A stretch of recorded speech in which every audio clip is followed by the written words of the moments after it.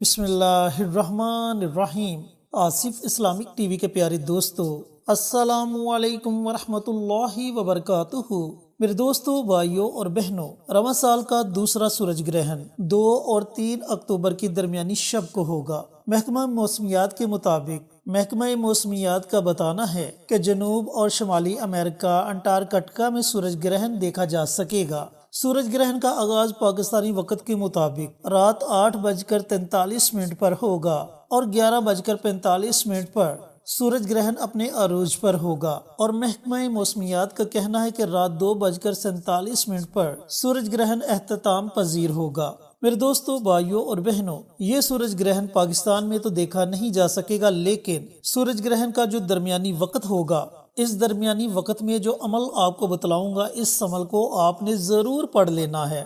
لیکن اس سے پہلے اسلامی روح سے سورج گرہن کا تھوڑا سا مشاہدہ کرتے چلے، کیونکہ سورج گرہن اور چاند گرہن کے متعلق لوگوں کے دلوں میں بہت سی من گھڑت باتیں بیٹھ چکی ہیں، اور میں چاہتا ہوں کہ حدیث مبارکہ کی روشنی میں اس بات کی وضاحت کی جائے تاکہ لوگوں کا ایمان کمزور نہ پڑ جائے۔ ایسی باتیں لوگوں کے ساتھ شیئر کی جاتی ہیں جن کا اسلام سے دور دور تک کوئی تعلق نہیں ہوتا۔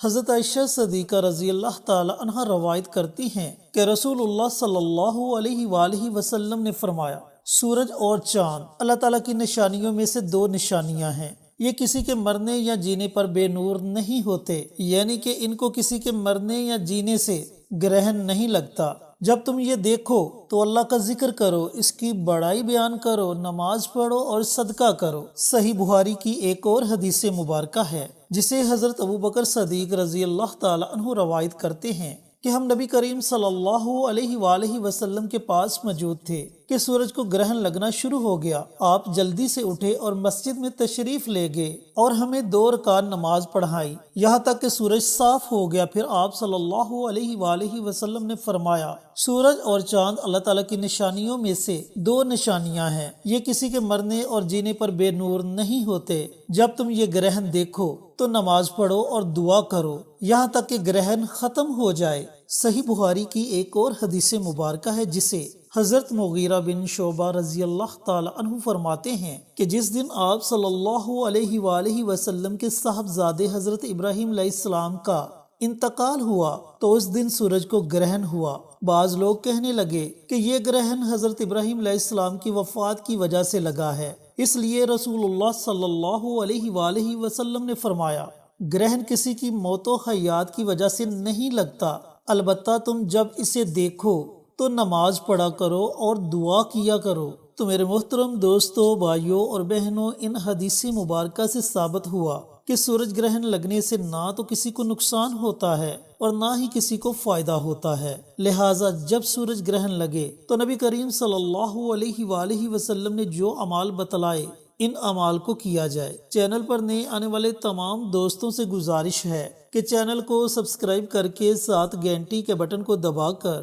آل نوٹیفیکیشن پر کلک کر دیں تاکہ ہماری ہر نئی آنے والی ویڈیوز کی اپڈیٹ آپ تک بروقت پہنچتی رہے۔ جزاک اللہ۔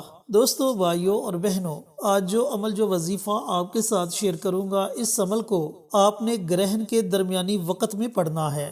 جیسا کہ وقت میں آپ کو پہلے بتا چکا ہوں کہ پاکستانی وقت کے مطابق رات کو 8:43 پر سورج کو گرہن لگے گا اور یہ گرہن 2:47 پر اختتام کو پہنچے گا۔ تو اس درمیانی وقت میں آپ نے یہ عمل یہ وظیفہ پڑھنا ہے، پریشان ہونے کی ضرورت نہیں، چھوٹا سا اور آسان سا عمل ہے۔ عمل آپ نے کچھ اس طریقے سے کرنا ہے کہ جب گرہن شروع ہو جائے تو گرہن کے درمیانی وقت کے کسی بھی حصے میں سب سے پہلے آپ نے 2 رکعت نماز کسوف ادا کرنی ہے۔ دوستو، بھائیوں اور بہنوں، جب چاند کو گرہن لگے تب نماز خسوف ادا کرتے ہیں، اور جب سورج کو گرہن لگے تب نماز کسوف ادا کرتے ہیں۔ تو آپ نے 2 رکعت نفل نماز کسوف کے ادا کرنے ہیں۔ اب یہ نوافل آپ نے اسی طریقے سے پڑھنے ہیں جس طریقے سے آپ دوسرے نوافل پڑھتے ہیں۔ نیت کچھ اس طرح سے کر لے کہ 2 رکعت نماز کسوف پڑھتا ہوں یا پڑھتی ہوں، ہاتھ اللہ واسطے، منہ میرا کعبہ شریف کی طرف، اللہ اکبر۔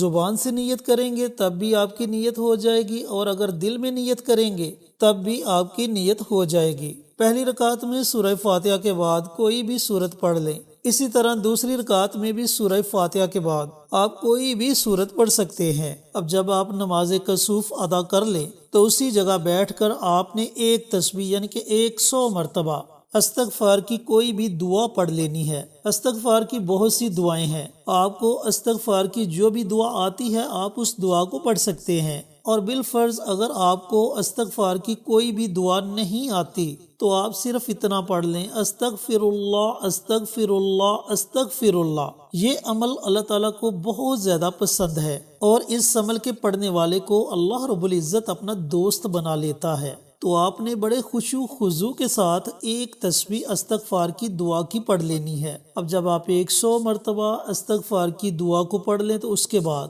آپ نے ایک تسبیح اللہ الصمد اللہ الصمد اللہ الصمد ان کلمات کی پڑھنی ہے۔ جب آپ 100 مرتبہ ان کلمات کو بھی پڑھ لیں تو آخر میں آپ نے نبی کریم صلی اللہ علیہ وآلہ وسلم کی ذات اقدس پر کم از کم 3 مرتبہ درود السلام کا نذرانہ پیش کرنا ہے، اور رب کائنات کی بارگاہ میں آپ نے اپنے ہاتھوں کو اٹھا لینا ہے۔ اب آپ جو بھی جائز دعا مانگو گے اللہ تعالیٰ آپ کی اس دعا کو اپنی بارگاہ میں ضرور قبول و منظور فرمائے گا۔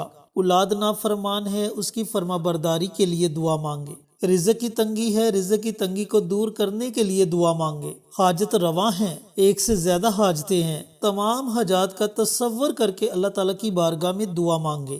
بیماری میں مبتلا ہیں تو بیماری میں شفا کے لیے اللہ رب العزت کی بارگاہ میں دعا مانگے۔ یقین جانے کہ یہ ایک ایسا موقع ہے کہ اس موقع پر مانگی گئی دعا کبھی بھی رد نہیں ہوگی۔ اللہ تعالیٰ آپ کی دعا کو اپنی بارگاہ میں ضرور قبول و منظور فرمائے گا۔ اس کے ساتھ ساتھ ایک اور بات آپ کے ساتھ شیئر کرتا چلوں، اگر میری کوئی محترم ماں بہن اپنے خاص ایام میں ہیں اور وہ اس عمل کو اس وظیفے کو پڑھنا چاہتی ہیں تو وہ نماز کسوف کے 2 نوافل نہ پڑھیں۔ ان کے علاوہ جو میں نے عمل بتلایا، استغفار کی ایک تسبیح یعنی کہ استغفار کو 100 مرتبہ پڑھ لیں اور 100 مرتبہ اللہ الصمد کا ورد کر لیں۔ جب یہ دونوں عمل کر لیں آخر میں نبی کریم صلی اللہ علیہ وآلہ وسلم کی ذات اقدس پر درود السلام کا نذرانہ پیش کر کے اللہ تعالیٰ کی بارگاہ میں آپ بھی اپنی حاجات کے لیے دعا مانگے۔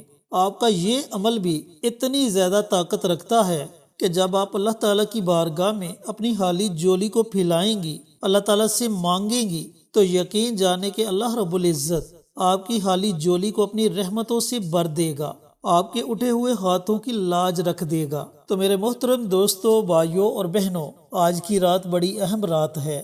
اپنے قیمتی وقت میں سے تھوڑا سا وقت نکال کر یہ جو عمل میں نے آپ کو بتلایا اس عمل کو ضرور پڑھیں انشاءاللہ۔ اس عمل کے پڑھنے سے آپ کو بہت زیادہ فائدہ ہوگا۔ اللہ تعالیٰ سے دعا گو ہوں کہ اللہ رب العزت یہ مبارک اعمال مجھے بھی میرے تمام دوستوں کو، بھائیوں کو، بہنوں کو پڑھنے کی توفیق عطا فرمائے اور صدقہ جاریہ سمجھ کر دوسروں کے ساتھ شیئر کرنے کی توفیق عطا فرمائے، تاکہ آپ کے ساتھ ساتھ دوسرے لوگوں کا بھی فائدہ ہو سکے۔ پیارے آقا کی پیاری پیاری سنتوں پر عمل کرنے کی توفیق عطا فرمائے، 5 وقت کا نمازی بنائے، صراط مستقیم پر چلنے کی توفیق عطا فرمائے، آمین۔ انشاءاللہ پھر کسی نئی ویڈیو کے ساتھ اچھے وظائف کے ساتھ آپ کی خدمت میں حاضر ہوں گے۔ تب تک کے لیے اجازت دیں۔ السلام علیکم ورحمۃ اللہ وبرکاتہ۔